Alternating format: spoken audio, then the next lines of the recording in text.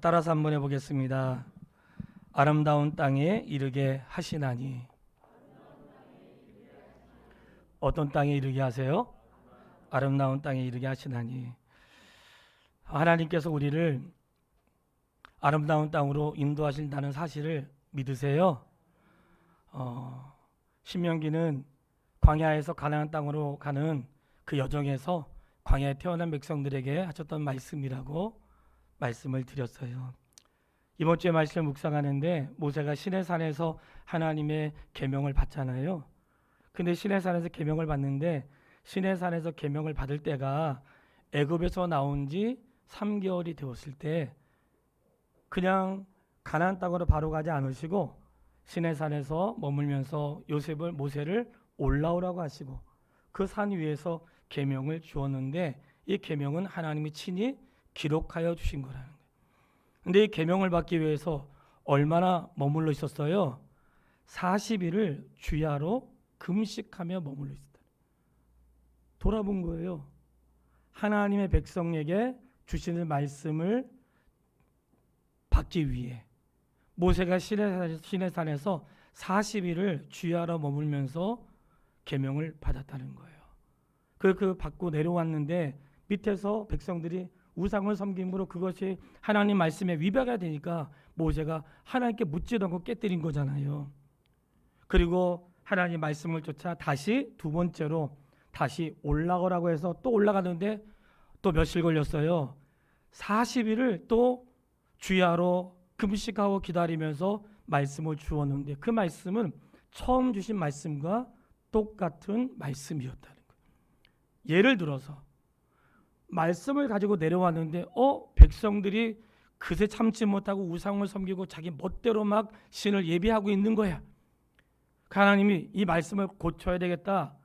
한 번 더 앞으로 우상을 섬기고 헛되이 예배하면 강력한 처벌이 있을 것이다 하고 계명을 추가하지 않으시고 두 번째 계명도 두 번째로 계명을 주시려고 올라오라고 할 때에도 첫 번째 말씀과 하나도 틀리지 않는 똑같은 말씀으로 주었다는 거예요. 이게 우리에게 주시는 교훈이 크다는 거예요. 하나님은 사람에게 영향을 받지 않으십니다. 사람의 생각과 그의 미래와 이 모든 것을 하나님이 알고 계신다는 거예요. 저희도 얼마나 많이 법을 규정을 얼마나 많이 바꿨는지 몰라요. 우리나라도 어떻게 계속해서 법안을 상정하고 국회의원들 상정해서 어떤 건 되고 안 되고 다음에 또 상정하고 막 줄 서 있는 법안이 엄청 많잖아. 이게 뭐예요? 그 정도로 우리는 완벽하지 못하다는 거예요. 하나님의 교회도 규정이 있어요. 모든 모임에 규정이 있고 저희 노예도 규정인데 얼마나 자꾸 바꾸는지 몰라. 시대가 지났다고 바뀌고 상황이 안 맞는다고 바뀌고 하다 보니까 문제가 생기니까 또 바꾸고. 하나님은 바꾸지 않으세요. 왜 그런지 아세요? 모든 것을 아시는 분이기 때문에 그렇습니다. 거기에 추가하거나 뺄 이유가 하나님 없으신 거야. 그 정도로 하나님은 완벽하시고 그런데 요동하지 않으신다는 거예요. 그 계명을 가지고 내려와서 앞으로 광야길과 가나안 땅에 들어가서 지켜야 될 말씀을 이루게 하셨는데 순서를 보면 애굽에 나와서 바로 가나안 땅으로 가게 한 것이 아니라 애굽에 나온 백성들에게 하나님의 산에 머물면서 계명을 받게 하시고 계명을 가지고 가나안 땅에 들어가게 하셨다는 거예요. 이게 뭘까요? 성도가 교회에 등록해서 신앙생활 했어요. 교회에 등록했으니까 바로 그냥 봉사하고 바로 그냥 뭐 하는 게 아니고 내가 교회 첫 발을 내디뎠을 때 중요한 것은 신앙생활이 무엇인가? 믿음이 무엇인가? 나는 도대체 어디로 가고 있는가? 이러한 삶의 방향과 내가 왜 성경을 공부해야 되는 이유를 알고 왜 주의를 지켜야 되는 이유를 알고 신앙생활을 해야 신앙생활이 즐겁지. 왜 예배를 드려야 되는지, 왜 모임을 참석해야 되는지, 왜 봉사를 해야 되는지 이러한 이유와 깨달음이 없이 일들을 할 때에는 공고함이 있고 갈등이 있고 뭐 해도 기쁘지 않은 거예요. 그렇기 때문에 하나님이 가나안 땅에 들어가는 것보다도 그 들어가는 과정에서 계명을 주시고 가나안 땅에 들어갈 사람들은 적어도 이런 규례를 가지고 살아야 한다는 규정을 우리에게 허락해 주신 거예요. 그렇다면 오늘 우리가 이 땅에 살아가는 날 동안 가나안에 들어가기 전까지 무엇을 지키며 살아야 되겠어요? 그분의 계명을 지키며 살아야 될 줄 믿습니다. 8장 1절 말씀을 다 같이 읽도록 하겠습니다. 내가 오늘 명하는 모든 명령을 너희는 지켜 행하라. 그리하면 너희가 살고 번성하여 여호와께서 너희의 조상들에게 맹세하신 땅에 들어가서 그것을 차지하리라. 아멘. 너희가 약속을 지키는데 그 약속을 잘 지키면 어디에 들어갈 수 있다고요?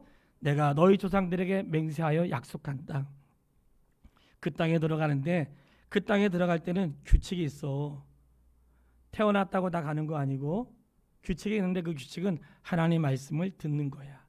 그래야 가나안 땅에 들어갈 수 있고 그 땅을 너희가 차지할 것이다. 이 말씀을 하고 계시는 거예요.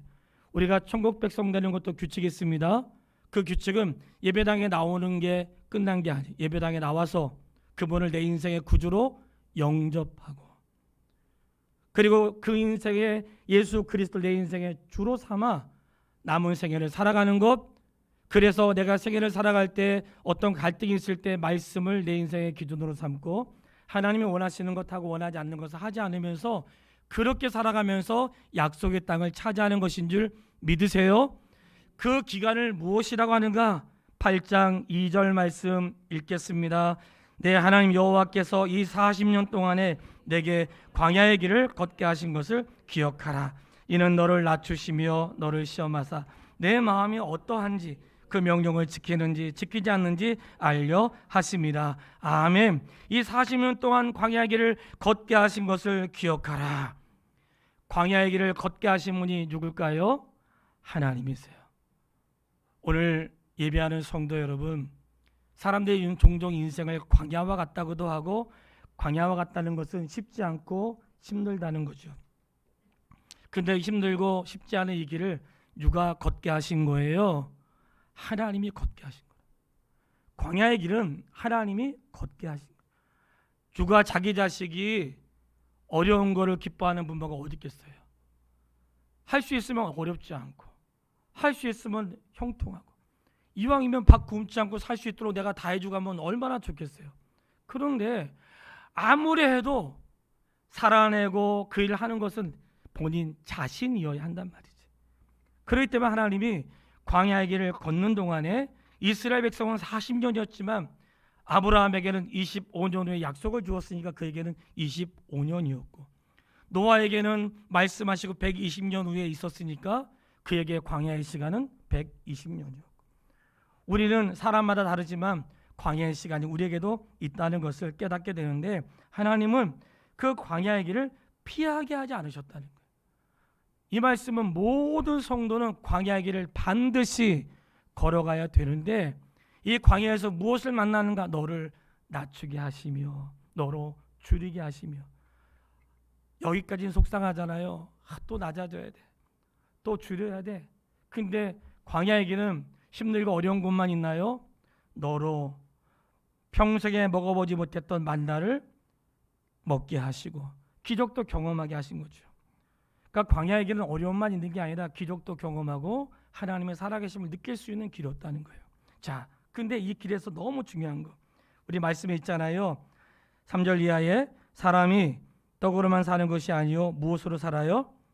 여호와의 입으로 나오는 모든 말씀으로 산다고 했어요. 자, 이 말씀이 자세히 보세요. 사람은 떡 없이도 산다고 말씀하셨죠? 대답을 하세요. 제가 다시 한번 물어볼게요. 사람은 떡 없이도 살 수 있다고 말씀하셨죠? 아니에요? 뭐라고 말씀하셨어요? 떡으로만 사는 건 아니라는 거야. 하나님은 떡 없이 살 수 있다고 말하지 않았어요. 우리는 필요 없어. 돈 필요 없어. 까짓거 뭐 그냥 하나님 다 먹여 살리지. 돈 필요합니다. 우리는 그냥 하나님 다 알아서 건강 지켜주시니까 무엇을 먹어도 괜찮아. 괜찮지 않아요. 이 말씀은 떡 없이도 살 수 있다는 게 아니라 떡으로만 살아서는 안 된다는 거예요. 그 말씀의 의미는 떡으로만 사는 게 아니라 하나님의 말씀으로 사는 것을 너희가 광야를 통해서 깨닫게 하시기 위함이라는 거예요. 먹는 것, 마시는 것만큼 무엇이 중요해요? 하나님 말씀대로 사는 것이 중요합니다. 말씀대로 살지 못할 때 광야에서 어떤 일이 있었어요? 하나님의 징계가 있었어요. 징계가 있었는데 하나님 어떻게 징계하셨어요? 8장 5절 말씀. 너는 사람이 누구를 징계함 같이 그 아들을 징계함 같이 내 하나님 여호와께서 너를 징계하시는 줄 마음에 생각하고. 야, 너 종아리 걷어. 너 오늘 죽었어. 죽여요? 죽이지 않죠. 하나님의 징계는 어떤 징계인가? 아들을 징계함 같이. 나와 전혀 상관이 없고 모르는 사람이 아니에요. 아들을 징계할 때 뭐 있겠어요? 우리 부모의 심정으로 하나님 말고 그냥 우리 부모에 대한 마음으로 자녀를 생각할 때, 자녀가 잘못할 때 징계할 때 속상하고 괴롭죠. 그리고 자녀를 징계할 때 여러 행동을 취할 수 있지만 죽이려고 징계하는 게 아니라, 물론 부모의 양심을 버리고 부모의 길을 포기한 그런 화인 맞은 사람도 이 땅에 있죠. 대책 없이 책임지지 않는 사람도 있죠. 근데 우리가 아들을 징계함 같이 해서 깨닫는 게 뭐예요? 아들을 징계할 때에는 그를 죽이고 그냥 심판하고 징계하기 위함이 아니라, 정말 그렇게 살면 안 되는데, 그렇게 살면 망하는데, 그런 마음을 가지고 자녀를 징계한단 말이죠. 하나님 우리에게 그렇게 징계하시는데 징계의 목적이 무엇인가? 6절 말씀에 나와 있어요. 왜 징계하시는가? 내 하나님 여호와의 명령을 지켜 그 길을 따라가며 그를 경외할지니라. 할렐루야. 왜 징계하세요? 그쪽으로 가면 안 돼. 하나님의 말씀하신 길을 따라갈 수 있도록 하기 위해 징계하신다는 거예요. 그러니까 광야의 길을 걷게 하신 것을 기억하라. 이 말씀, 광야의 길은 내가 하나님 말씀을 따라가는 훈련의 시간이라는 거예요. 우리가 오늘 못할 수 있어요. 내일 못할 수 있어. 못해도 또다시 일어나서 말씀 쫓아가고, 다음에 실수해서 또다시 일어나서 말씀 쫓아가고, 끊임없이 하나님 말씀을 쫓아 살아갈 수 있도록 하나님이 그런 훈련의 과정이 광야의 시간이라는 거예요. 우리가 알지만 광야는 언젠가 끝나는 시간이 있어요. 끝나는 시간이 있고 가나안 땅에 들어간 날이 있으니까 그날을 기대하며 오늘을 살아갈 수 있게 되기를 바랍니다. 두 번째, 자, 이렇게 광야 길을 걷게 하셨고 어디로 걷게 하셨어요? 아름다운 땅에 이르게 하시나니. 7절에 말씀하셨어요. 하나님 우리를 인도하시는 땅은 어떤 땅이에요? 아름다운 땅이었어요. 그 말씀 9, 9절 보세요. 내 하나님 여호와께서 너를 아름다운 땅에 이르게 하시리니 그곳은 골짜기든지 산지든지 시내와 분천과 샘이 흐르고 어느 곳이든지 말이죠. 밀과 보리와 소산지와 포도와 무화과와 송류와 감람나무와 꿀의 소산지고, 내가 먹을 때 모자람이 없고 내게 아무 부족함이 없는 땅이며, 심지어 10절에 내가 먹어서 배부르고 내 하나님 여호와께서 옥토를 내게 주셨으므로 말미암아 그를 찬송하리로다. 그러니까 이 땅은 어떤 땅인가? 그 땅은 일단 이스라엘 백성들에게 아름다운 땅은 어떤 땅이었어요? 가나안 땅이었어요. 이 말의 의미는 가나안 땅은 어떤 땅이에요? 아름다운 땅이라는 거죠. 왜 그 땅이 아름다운 땅인지 아세요? 11장 12절에 이렇게 말씀하세요. 그 땅은 11장 12절에 내 하나님 여호와께서 돌보아 주시는 땅이라. 할렐루야. 그 땅이 어떤 땅이에요? 하나님이 돌봐주시는 땅이라는 거야. 왜 그 땅이 아름다운 땅이에요? 하나님이 돌봐주시는 땅이라. 거기에 세상에 없는 것들이 있고, 세상에 살 수 없는 것들이 있고, 세상 어디에도 얻을 수 있는 것들이 없는 기가 막힌 그 땅이, 땅에 가치가 있고 기름 있고 석유가 평생 먹고 살 만한 것이 있어서가 아니라 그 땅의 아름다움은 하나님이 돌봐주시는 땅이라. 성도의 아름다움은 어디 있을까요? 나는 평생 동안 한 번도 병원에 안 가고, 평생 동안 어려움도 한 번도 안 겪어보고, 평생 동안 위기도 없이, 난 그런 분들이 진짜 감사했을까 모르겠어요. 그러나 분명한 건 하나님의 사람으로서 내가 살아갈 때 감사가 뭐예요? 하나님이 나를 돌보아 주신다. 하나님 나를 돌보아 주시고, 내가 연약할지라 나를 돌보아 주시고, 비록 믿음의 사람들이 감옥에 있다고 해서 돌봄을 받지 않는 것은 아니에요. 여전히 하나님이 돌보신다는 사실을 믿으세요? 그런 생각을 해요. 저는 우리 교회 성도님이 담임 목사보다 먼저 그런 헌금을 하신 분이 있다 그랬잖아요. 하나님, 우리 교회 코로나에 감염된 사람이 한 명도 없게 해주셔서 감사합니다. 그렇게 될 줄 믿습니다. 혹시 이런 일은 없지만 혹시 감염이 되면 하나님 우리 돌보지 않으시는 거예요? 그런 거 아니란 말이지. 그런 일은 없어야 되겠지만 혹시 돌본다고 돌봄이 혹시 우리 중에 혹시 그런 일이 있다 할지라도 하나님이 돌보지 않는 것인가? 천만의 말씀. 내 모든 인생의 삶에 하나님이 통치하시고 주장하셔서 하나님은 분명히 어떤 위기가 있을 때에는 하나님의 계획도 있다는 사실을 기억할 수 있게 되길 바랍니다. 가나안 땅에 들어가서 너희가 할 수 있는 것은 하나님을 찬송하는 것이라는 거예요. 왜 찬송할까요? 내 힘으로 들어간 땅이 아니기 때문에 그래요. 그들이 할 수 있는 것은 그저 오직 감사와 찬송밖에 없다는 거예요.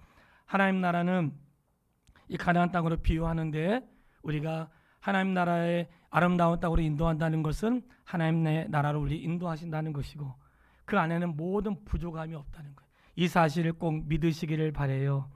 우리 교회는 부족한 게 많이 있습니다. 목사도 부족함이 많고 교회 직분자도 부족함이 많이 있어요. 우리 살아가는 성도의 가정도 뭐 넘치진 않겠지만 어려움도 있겠죠. 그러나 하나님의 나라에는 부족함이 없다는 거예요. 그 부족함이 없는 나라에 우리를 인도하신다는 거예요. 지난 수요일 날 마침 여호수아 강해를 하고 있었는데 여호수아 가운데 오늘 본문의 말씀과 좀 이해를 돕기 위한 말씀이 있었어요. 너무 좋았어요.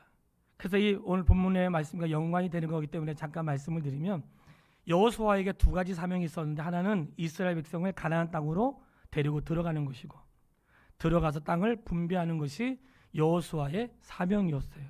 두 가지가 있었는데 하나는 뭐라고요? 가나안 땅으로 인도하는 것. 인도한 다음에 어떻게 해요? 땅을 분배하는 것. 이 두 가지가 여호수아의 사명이었단 말이에요. 여호수아가 이 사명을 감당했는데 첫 번째 가나안 땅에 들어왔어. 분배해야 되는데 여호수아는 나이가 많이 들고 있고 아직 다 정복하지 않았던 거예요. 그래서 이미 정복한 것도 있었지만 정복되지 않은 땅도 있었어요. 미리 그냥 다 분배한 거예요. 아직 정복은 안 됐지만 다 분배를 했어요. 자, 여기서 분배할 때 제비를 뽑아서 분배했거든요. 누가 먼저 제비 뽑을 것인가 하고 제비를 뽑고 그 다음에 뽑은 순서대로 땅을 분배할 수 있도록 뽑는데 그 땅에 분배하는 원칙은 그 기업의 숫자 수만큼 분배를 했단 말이에요. 자, 여기서 중요한 원칙이 있어요. 가나안 땅에 들어갈 때 조금 더 수고한 사람이 있겠죠. 더 애쓴 사람이 있겠죠. 더 많이 적들을 죽였다든지 모든 전투에 참여했다든지 뭔가 공을 세운 사람이 있지 않겠어요? 그런데 공을 세운 사람 순서대로 자 1번, 2번, 3번 서열대로 주면 얼마나 좋겠어요. 가나안 땅은 서열대로 주지 않고 제비 뽑아줬어요. 이게 뭘까요? 하나님의 나라는 자기의 공도로 얻는 땅이 아니라는 거예요. 할렐루야. 자기 공도로 얻는 땅이 아니에요. 하나님의 은혜로 주어진 땅이라는 거예요. 내가 천국에 들어갔을 때 공로에 의해서 땅을 분배받지 않는다는 거예요. 오직 하나님의 은혜로 분배받는 것이고 땅을 분배받을 때 모든 지파가 분배받았는데 어디가 더 좋고 나쁜 것조차도 제비 뽑았던 것은 공로의 순서가 아니라 모두 평등하고 하나님의 주권과 섭리를 믿는 믿음으로 모든 지파가 땅을 다 분배받았어요. 이 말은 뭘까요? 장차 우리가 하나님 나라 갔을 때 우리의 땅이 있다는 거예요? 없다는 거예요?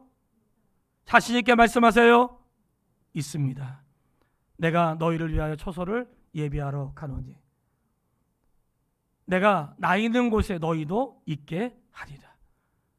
하나님 나라에 나의 처소가 있다는 사실을 믿으시기를 바라요. 이 모든 것이 가나안 땅에서 이루어졌는데 약속은 이루어졌다는 것을 말씀하신단 말이죠. 그러니까 이 가나안 땅에 들어간 삶의 규칙은 우리가 장차 이스라엘 백성은 가나안 땅에 들어가서 누릴 규정을 말하는 것이지만 우리 믿음의 사람들에게는 너의 공로 아니야. 하나님의 은혜로 된 땅이고 그곳에서 그저 우리는 하나님만 찬송하는 거예요. 여호수아서를 끝내는데 너무 기뻤던 말씀이 있어요. 참 그런 말씀이 목사로 자꾸 되새기지. 여호수아가 땅을 분배받을 때 언제 분배받았는지 아세요? 맨 마지막에 분배를 받았습니다. 그리고 자기가 좋은 땅을 고른 게 아니에요. 여호수아가 자기 지파로 분배받은 땅에서 여호수아가 자기의 몫을 맨 마지막에 분배를 받아요. 그리고 그가 이끌어갔지만 이스라엘 백성의 왕이 되지 않습니다. 왕을 안 뽑아요. 지도자로 와서 가나안 땅에 왔는데 가나안 땅에 와서 왕을 안 뽑아요. 이 말씀은 하나님이 주인이시고 왕이십니다. 그런 마음인 거예요. 사랑하는 여러분, 하나님의 교회의 주인 의식을 가져야 되겠지만 주인 노릇하면 안 됩니다. 하나님의 교회의 주인은 하나님이시고 교회의 머리는 예수님이세요. 주인 되려 하지 마시고 주인 의식을 갖고 주인의 뜻을 아름답게 성취할 수 있는 믿음의 사람이 되기를 주의 이름으로 축원합니다.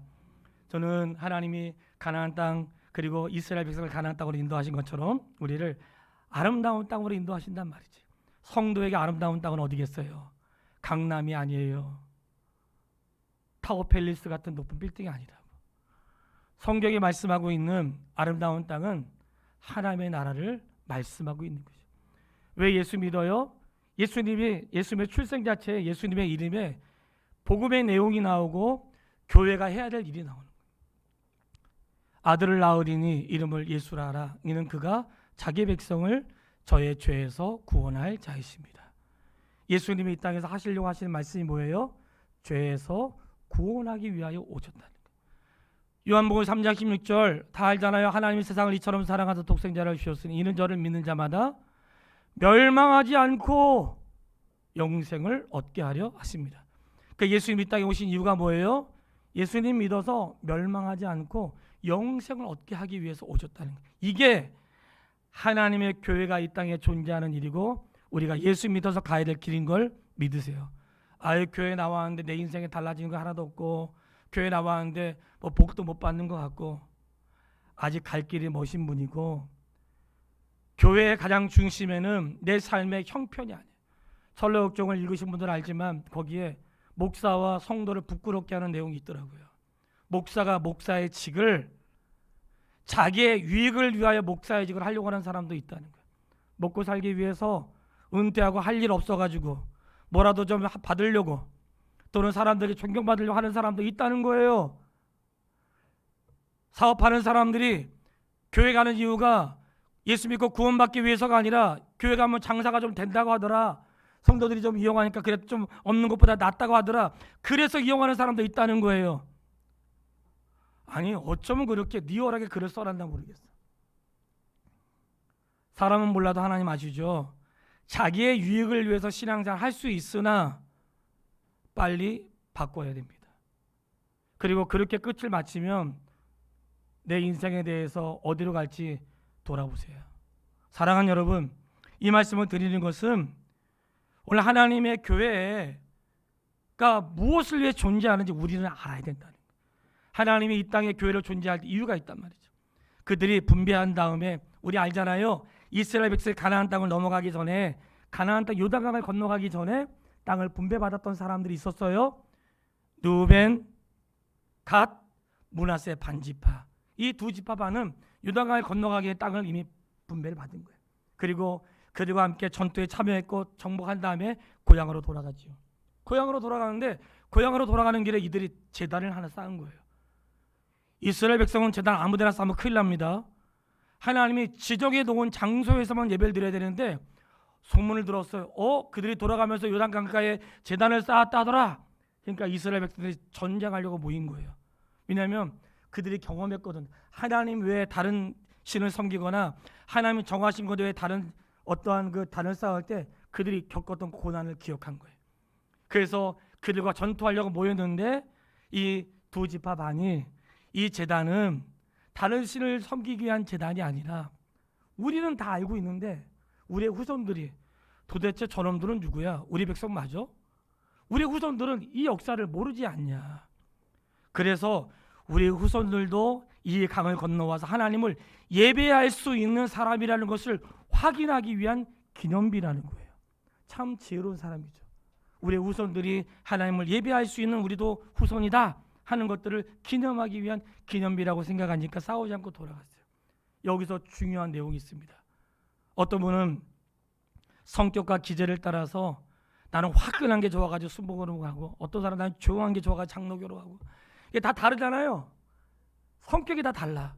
이 교회는 너무 조용해, 성령이 없는 것 같아. 조용하면 성령 없는 거예요? 시끄러우면 성령이 충만한 겁니까? 잠시 후에 말씀을 드리지만 얼마나 우리가 무지한지 몰라. 내가 하나님의 백성이라는 표식은 화끈하게 기도하고 화끈하게 예배하고 조용하게 예배한 자체가 아니라, 하나님의 자녀의 표식은 내가 그분을 예배하고 그분의 말씀을 따르는 것입니다. 교파와 교단 크고 작은 거 이런 게 아무 문제가 안 되는 거예요. 교단 다르면 어때요? 다 사람의 죄 때문에 생겨난 것이죠. 사람의 죄 때문에 생겨난 것입니다. 내가 좀 더 의롭다고 생각하고, 우리는 신사참배했는데 우리는 신사참배하지 않았다, 용서하면 안 되나요? 용서는 잊어버렸나요? 하나님 앞에 의인은 없는데, 하나도 없는데 그 신사참배 안 한 사람은 의롭나요? 그렇지 않단 말이지. 우리가 세계를 사는 날 동안 자기의 신앙과 삶을 가지고 다른 사람을 비유하면서 나보다 신앙생활 못하는 것들을 율법의 기준으로 세우는 이러한 기준이 우리를 어둡게 하는 것이죠. 신앙의 기준은 하나님을 예배하고 그분의 말씀을 따르는 것입니다. 교단이 다르면 어때요? 통성으로 기도하면 어떻고 통성으로 기도 안 하면 어때요? 가운을 입으면 어떻고 안 입으면 어때요? 그런 게 중요한 게 아니에요. 그러나 분명한 것은 그들이 가운을 벗을 때는 벗는 이유가 있었다는 거예요. 이유. 그래서 저도 말씀을 읽다가, 그래, 제가 종종 말씀을 드렸으니까 앞으로는 입지 말아야지. 그 이유가 뭔지 아세요? 목사 가운 입으면 성도하고 다른 것 같잖아요. 그래서 개혁주의 신학자들은 나는 여러분과 다르지 않습니다, 그래서 옷을 안 입은 거예요. 예배를 보이기 위해서가 아니라, 목사도 성도하고 똑같습니다. 난 다르지 않아요. 다만 직분이 말씀을 전한 직분에 있는 것이고 우리가 같이 역할이 다른 것이지, 목사가 달라서 가운 입는 게 아니란 말이지. 그런 의미가 있는데 그걸 알고 입고 입지 않는 거하고, 그걸 모르고 그냥 입고 입지 않는 거 뭔가 있는 것 같아, 가운 입으니까 있어 보이고, 그런 개념이 아니라는 거예요. 이해하셨죠? 그런 게 아니란 말이지. 그런 아름다운 땅에 이르게 하셨는데 어떤 사람들을 그 땅에 이르게 하셨을까요? 이 말씀까지 우리가 알아야 되잖아요. 9장 6절 말씀 우리 같이 읽어보겠습니다. 9장 6절. 그러므로 내가 알 것은 내 하나님 여호와께서 내게 이 아름다운 땅을 기업으로 주신 것이 내 공의로 말미암음이 아니라 너는 목이 곧은 백성이니라. 아멘. 너는 누구예요? 죄송하지만 옆에 있는 분한테 말씀해 주세요. 너는 목이 곧은 백성이다. 뭐 얼마나 뻣뻣해요, 그렇죠? 너는 목이 곧은 백성. 이 말씀을 하는데, 하나님, 저는 목이 곧은 백성입니다. 제가 목이 곧은 백성이더라고요. 이 목이 곧은 백성이라는 거예요. 하나님의 가나안 땅에 이르게 하신 이 이스라엘 백성은 하나님의 말씀을 잘 듣는 백성이 아니고 목이 곧은 백성이에요. 그들의 삶을 너무나 리얼하게 정해놓았어요. 너희는 날마다 불순종했다는 거예요. 들어가라고 하면 안 들어가고, 믿으라고 하면 안 믿고 말이지. 심지어는 우상숭배, 하나님 믿지 않는 거예요. 우상숭배도 했고, 심지어 그게 끝나지 않죠. 우상숭배뿐만 아니라 불신앙, 또는 가나안 땅 들어서 하나님의 은혜를 망각하여 잊어버린 망각의 은혜. 막 은혜가 아니죠. 망각해버리는 거. 내가 살면서 좋은 거 누릴 때 잊어버리는 거. 더군다나 우상을 섬기지 말라고 할 때 12장 2절에 이런 말씀이 있어요. 왜 가나안 땅 들어가서 그 민족을 쫓아내려고 하냐면, 그들이 섬기던 그들의 신들을 섬기는 곳은 높은 산이든지 작은 산이든지 푸른 나무 아래이든지 막론하고 너희가 그것을 파멸하라, 이렇게 했어요. 이게 뭐냐면 이런 거예요. 무당이라든지 우상 섬기는 사람도 어디 있어요? 산 높은데, 뭔가 좀 있을 만한데, 은밀한데, 이런데 꾸며놓고 한단 말이죠. 이게 바로 뭔가 있어 보이는, 높은 데 올라가야 하나님 가까이 만날 수 있잖아요. 그럼 우리가 다 산에 올라가지 왜 여기 있겠어요? 앞으로 주일날 11시에 광교산 꼭대기에서 만나겠습니다. 그래야 하나님 좀 더 가까이 만날 수 있잖아. 글로 가야죠. 얼마나 무지해요. 왜 가톨릭의 신앙에 대해서 이런 갈등이 생겼는가? 너무나 의식적이라는 거예요. 예배가 교황의 옷은 그들의 신분을 말하는 것입니다. 신부의 옷은 그들의 신분을 말하는 거예요. 신부라고 다 똑같은 신부가 아니에요. 신분을 말하는 신분. 신분의 차이가 그들의 옷을 나타내는 거예요. 얼마나 미신적이고 샤머니즘적인 것이 얼마나 많은지 몰라요. 향을 피고 촛불을 켜고 이러한 뭔가 있을 것 같은 예배에 그런 것들을 벗어버리게 하려는 말이죠. 그래서 그러한 미신적인 요소를 하나님의 교회에 자꾸만 벗어지려고 해요. 그래서 우리가 예배할 때 뭘 해요? 자꾸만 뭔가 보여주려고 하고 뭔가 있는 것처럼 하려고 하는 것을 최대한 하지 않으려고. 할 수 있으면 그저 말씀에 집중할 수 있도록 하기 위한 예배 분위기를 만드는 거거든요. 왜냐하면 잘못된 예배로 하나님의 말씀과 그분의 뜻을 거스리면 안 되기 때문에 우리를 잘못된 예배에서 건져주시기를 기도하면서 날마다 말씀 앞에 서야 될 줄 믿습니다. 잘못된 예배라고 하는 것은 형식 위주의 가운을 입어야 거룩해 보이고 뭐 이렇게 조심해서 들고 가야 되고 말이지 뭔가 좀 형상도 해놓고 이런 그런 게 아니라 우리가 예배 때마다 뭐라고 해요? 너희가 하나님을 예배할 때 어떻게 예배하라고 그랬어요? 신령과 진정으로 예배할지니라. 영과 진리의 예배. 하나님의 영이 우리와 함께 하시고 그 안에 진리의 말씀. 이게 예배의 중심에 있는 것이지 멋지게 꾸미고 있는 것처럼 꾸미고 뭔가 어떤 형식에 따라서 이런 의식의 기독교가 아니라는 거예요. 그런 것들을 자꾸만 멀리하는 거예요. 그래서 성도에게도 그런 거에 치중하지 말라고 그렇게 말씀을 드리는 거예요. 모든 잘못된 의식에서 돌아서게 되기를 바랍니다. 이게 바로 하나님 우리를 가나안 땅으로 인도하시고 그 땅으로 인도하신 동안에 나는 누군가 그렇게 패역한 백성이라는 거예요. 이번 주에 원래 우리 어르신들이 지동이 장로님네 가셔서 식사도 맛있게 하시고 바람도 쐬고 그러셔야 되는데 코로나 때문에 못 가셔가지고 청년들이 대신 갔다 왔잖아요. 너무 좋았어요. 못 가셔서 좀 서운하시지만 다음에 또 기회가 있을 거라 생각하고 근데 갔는데 에덴 동산이 따로 없더라고요.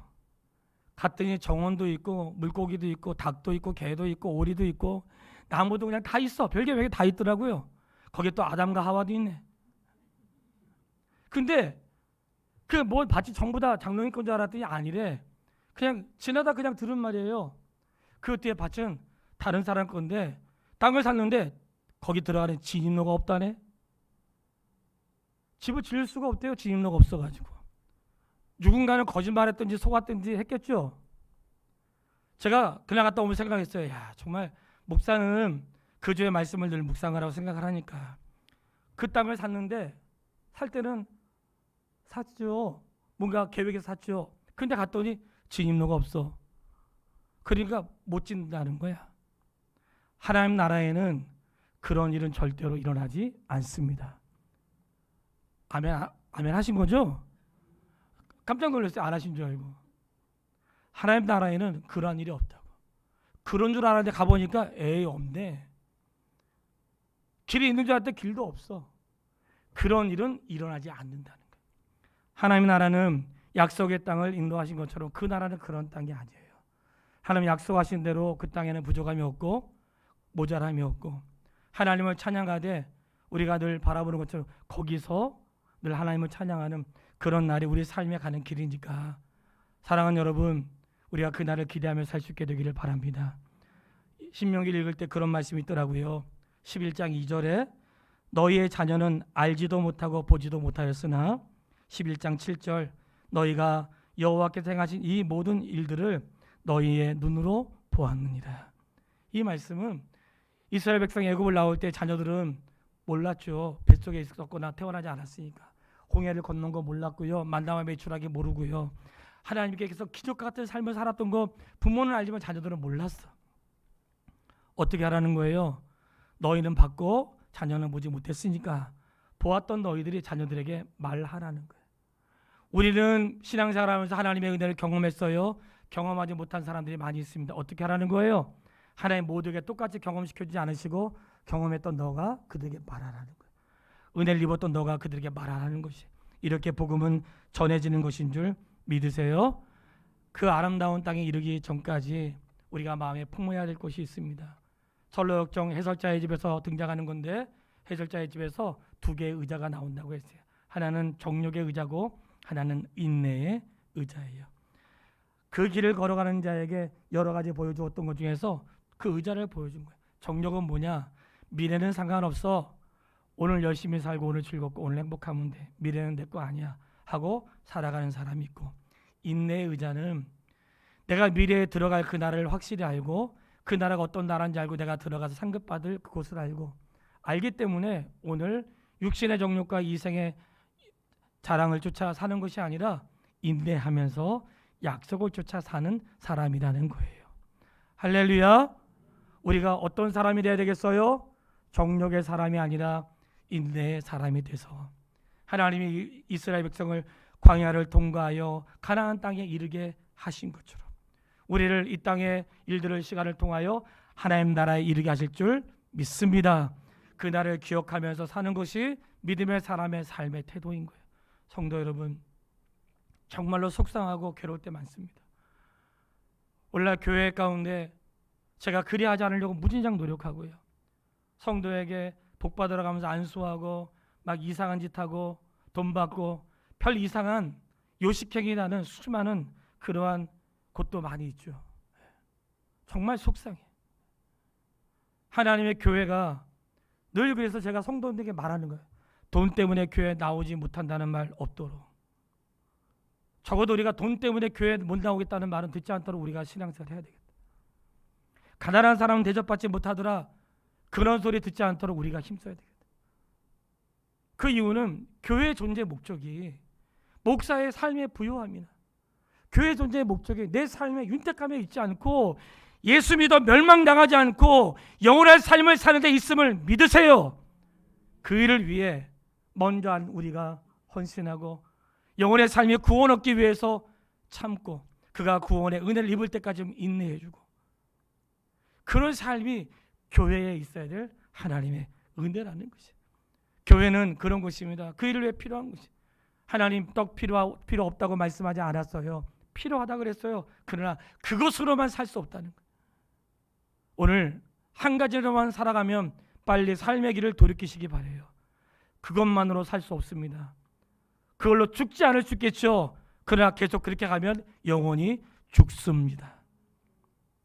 우리는 그것으로만 사는 것이 아니라 그것도 있으나 하나님 말씀으로 살아서 그 나라를 정치하게 하시고 들어가게 하시고 그 나라는 나의 공로로 들어가는 것이 아니라 나누어 주었던 거죠. 그 은혜로 들어가는 것이니 신앙의 목표가 분명해졌잖아요. 오늘 인내하면서 그 나라를 승리하기를 주의 이름으로 축원합니다. 우리 기도하겠습니다. 이 시간 우리 같이 한번 합심하여 기도하시죠. 먼저는 깨달은 말씀을 통해 기도하면서 하나님 그 나라가 확실합니다. 내가 갈 곳은 하나님의 나라. 그 나라 갈 때까지 광야의 길을 걸어간다 할지라도 인내하고 답답해도 좀 참고 그 은혜를 허락해 주세요. 코로나19가 하나님 멈춰질 수 있도록 도와주세요. 우리가 사회적 거리를 두기도지만 하나님과 거리두기 하지 않게 하시고 말씀과 거리두지 않게 하시고 각자의 형편에 따라 믿음을 지키는 성도를 격려할 수 있도록 도와달라고 하나님 우리를 불쌍히 여겨주세요. 합심하여 기도하겠습니다. 살아계신 아버지 하나님, 하나님의 은혜를 참으로 감사합니다. 하나님, 허물과 죄로 가득한 인생입니다. 목이 뻣뻣하고 죄인된 인생입니다. 그런 우리를 선택하셔서 하나님의 자녀로 삼아주시고 광야길을 걷게 하시되 아버지의 나라에 이룰 수 있도록 도와주시는 하나님의 은혜를 감사합니다. 하나님, 우리가 가야 할 목적지가 분명하고 예수 믿는 이유가 분명하고 잘 살기 위해 믿는 것 아니라 영원히 멸망하지 않고 영생을 얻기 위한 것인 줄 믿습니다. 하나님, 잠시 어려워도 정욕에 끌려 살아가지 않게 하시며 하나님 인내하며 그날을 기대하며 살아갈 수 있도록 도와주시옵소서. 이것이 신앙의 잣대로 삼고 정죄하지 않게 하시고 하나님 우리 모든 성도에게 은혜를 주셔서 한 사람도 어려움 당하지 않도록 은혜를 베풀어 주시기를 원합니다. 고난 중에 있는 분들, 어려움 중에 있는 분들 위로하시고 하나님 헤아릴 수 있도록 이겨나갈 수 있도록 도와주시옵소서. 하나님 우리가 어떤 중에도 주님을 의심하지 않도록 인도해 주시기를 원합니다. 하나님 우리의 마음대로 할 수 없습니다. 우리를 도우시고 강권적으로 붙잡아 주셔서 주의 역사와 일들을 이루어 주시기를 소원합니다. 아버지 하나님, 하나님의 은혜를 감사합니다. 우리를 광야의 길을 통하여 광야로 끝나지 않게 하시고 아름다운 땅에 이르게 하실 것을 믿습니다. 아름다운 땅은 하나님이 돌보시는 땅인 것을 믿습니다. 그 땅에 부족함이 없게 하시고 영원히 찬양하게 하시는 그 땅에 이르게 하실 때까지 우리가 육신의 정욕과 인생의 자랑으로 살아가지 않게 하시고 인내하며 승리할 수 있도록 인도하여 주시옵소서. 하나님, 우리의 믿음이 연약하지 않도록 도와주시되 사람들을 정죄하지 않도록 도와주시고 하나님, 우리가 서로 사랑하면서 함께 완주할 수 있도록 인도해 주시기를 원합니다. 아버지, 우리를 잘못된 예배에서 건져 주십시오. 형식과 있는 것 같은 그러한 요식행위에 빠지지 않도록 해주시고 영과 진리로 예배하며 말씀하심을 쫓아 살아낼 수 있는 하나님의 사람 되게 도와주시옵소서. 주의 자녀들 한 명도 멸망당하지 않고 영생을 얻을 수 있도록 은혜를 베풀어 주시옵소서. 예수님의 이름으로 기도했습니다. 아멘.